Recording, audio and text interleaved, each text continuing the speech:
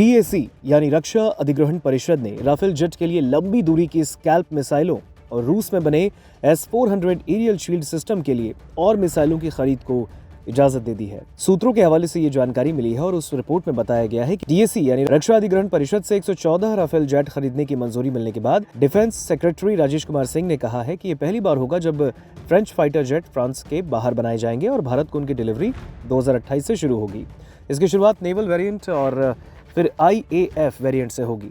गहराई तक हमला करने के लिए डिजाइन की गई 250 किलोमीटर की रेंज वाली स्कैल्प एयर लॉन्च मिसाइलों का इस्तेमाल ऑपरेशन सिंदूर के दौरान पाकिस्तान के मुरीद के और बहावलपुर में जैश ए मोहम्मद और लश्कर तैयबा में आतंकी हेडक्वार्टर को तबाह करने के लिए किया गया था। वहीं S-400 सिस्टम ने पिछले साल मई में पाकिस्तान की क्रूज मिसाइलों वाले हवाई हमलों को भी नाकाम करके रख दिया था।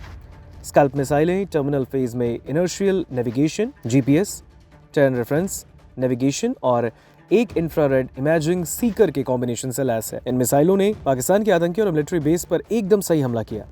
रक्षा सचिव ने बताया कि ये 114 राफेल जेट के लिए गवर्नमेंट टू गवर्नमेंट डील होगी, कोई बिचौलिया नहीं होगा। प्रोजेक्ट में पूरी ट्रांसपेरेंसी होगी और एयरक्राफ्ट में भारतीय हथियारों और भारतीय सिस्टम को इंटीग्रेट करने का पूरा हक होगा। 36 राफेल जेट और 26 मरीन राफेल के लिए पहले की डील में फ्रेंच सरकार ने भारत को एयरक्राफ्ट के रडार और वेपन सिस्टम के लिए जरूरी सोर्स कोड नहीं दिया, जिससे भारत की देसी मिसाइलों को इंडिपेंडेंटली इंटीग्रेट करने की क्षमता सीमित हो गई थी। हालांकि डिफेंस सेक्रेटरी के बयान से साफ है कि 114 राफेल जेट के लिए भारत को किसी सोर्स कोड की परेशानी का सामना नहीं करना पड़ेगा और उसके पास देसी मिसाइलों को इंटीग्रेट करने का पूरा अधिकार होगा। वहीं पेरिस में फ्रेंच इंजन बनाने वाली कंपनी सफरान के CEO ओलिवियर एंड्रीज ने कहा है कि कंपनी लोकल प्रोडक्शन के लिए देश की जरूरतों को पूरा करने के लिए भारत में एक इंजन असेंबली लाइन बनाने को राजी है।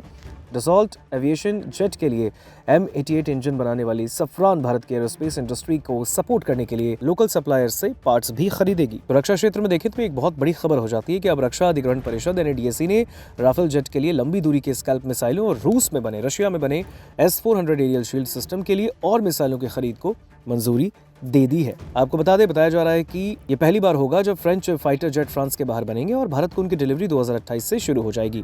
इसकी शुरुआत नेवल वेरिएंट और फिर IAF वेरिएंट से होगी। आपको बता दें, गहराई तक हमला करने के लिए डिजाइन की गई 250 किलोमीटर की रेंज वाली स्कैल्प एयर लॉन्च मिसाइलों का इस्तेमाल ऑपरेशन सिंदूर के दौरान पाकिस्तान के मुरीद के और बहावलपुर में जैश ए मोहम्मद और लश्कर तैयबा के आतंकी हेडक्वार्टर को नेस्तनाबूद करने के लिए किया गया था।